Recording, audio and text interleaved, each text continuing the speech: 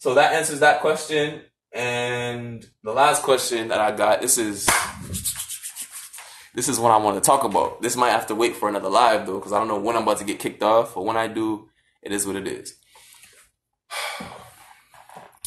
I could talk a lot and I talk fast. So somebody asked me about African religion and African spirituality.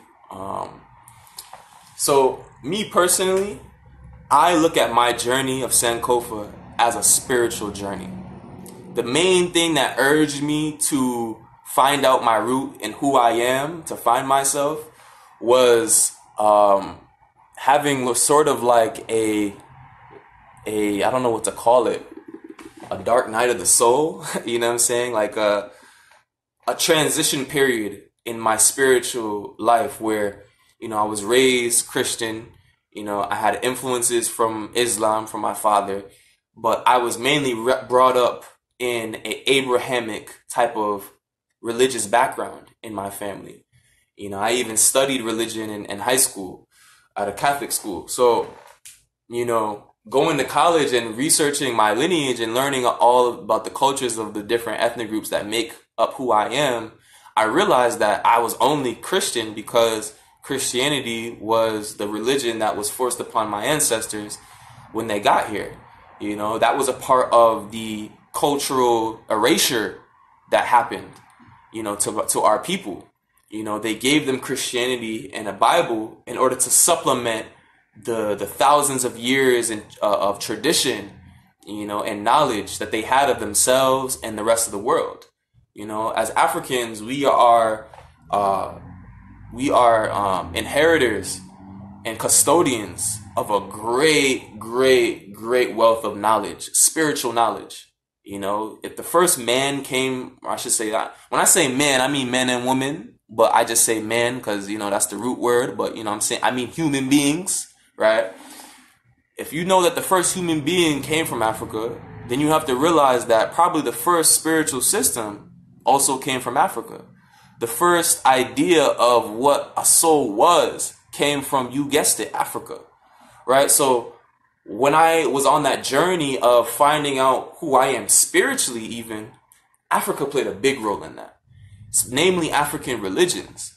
So that was another story. I made my way from a lot of different types of groups and schools of thought, if you will. So, but all of them kind of led me to where I am now, where I practice African, what they call ATR, African traditional religion, you know, and I'm not going to get into specifics of it because the question was pretty general. Let me see. Okay, so on Facebook, my live just ended. But I'm going to continue. So Instagram peoples, you got lucky. I was looking at y'all the whole time too. My other phone right there.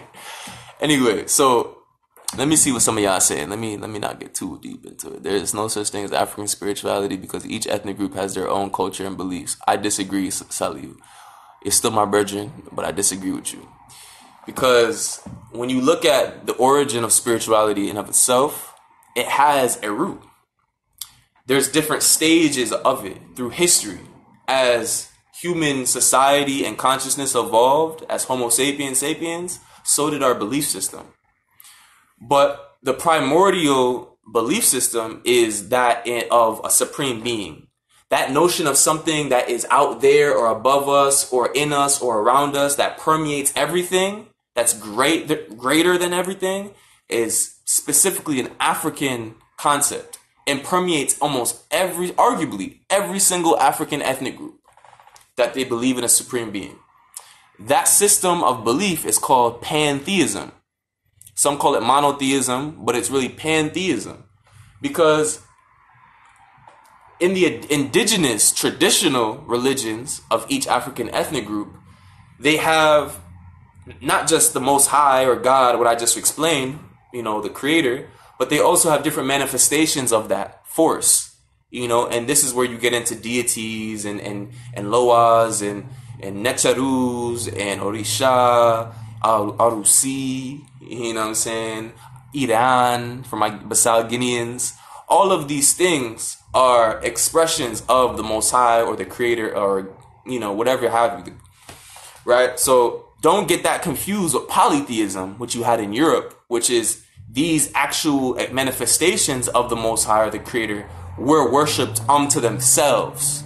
That is not really how we did it in Africa.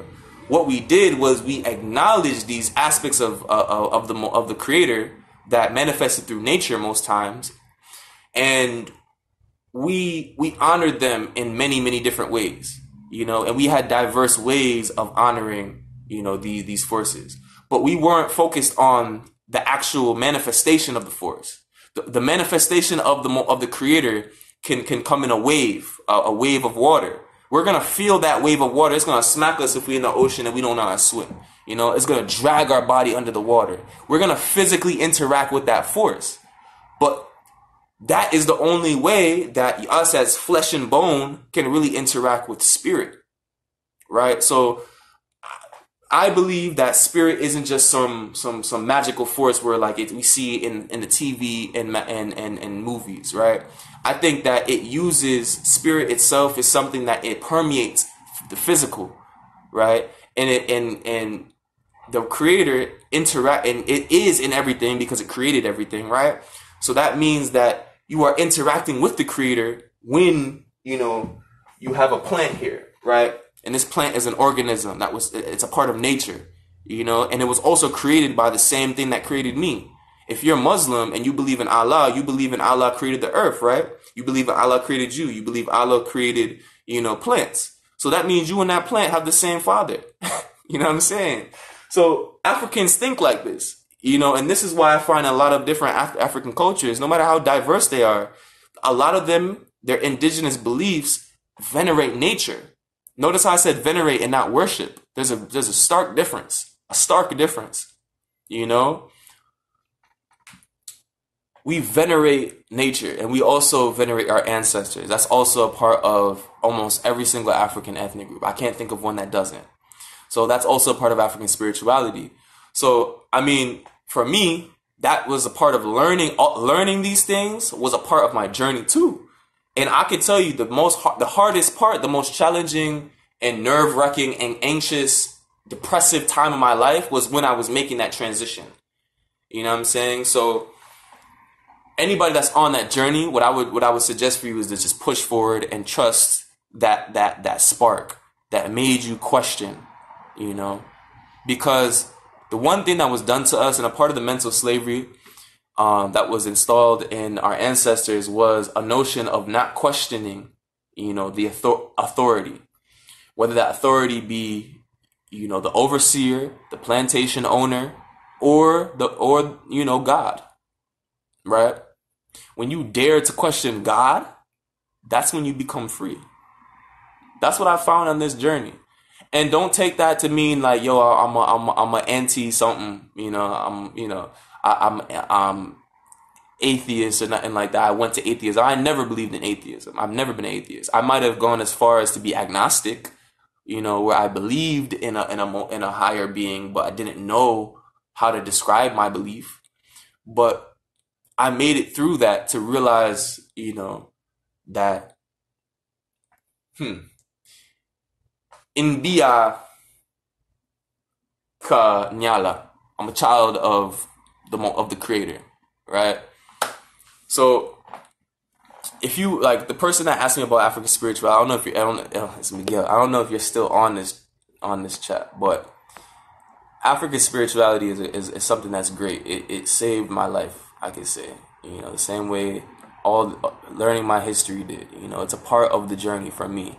It doesn't have to be for you, but I strongly urge every single African in the diaspora and every single African on the continent to engage in your culture through your traditional spiritual systems. Why? Because there's power in it. And learning my history in the diaspora, I can attest to that power because it was all of the Africans that were enslaved that actually practice voodoo, obia, candomblé, Santeria, all of these different diasporic versions of African spirituality. So Instagram looking like it's about to kick me off soon. So I'ma just close it up there, and I'm gonna try to upload this. So I hope y'all all enjoyed this. Bene for the ones that tuned in, and I'll have to do this again soon.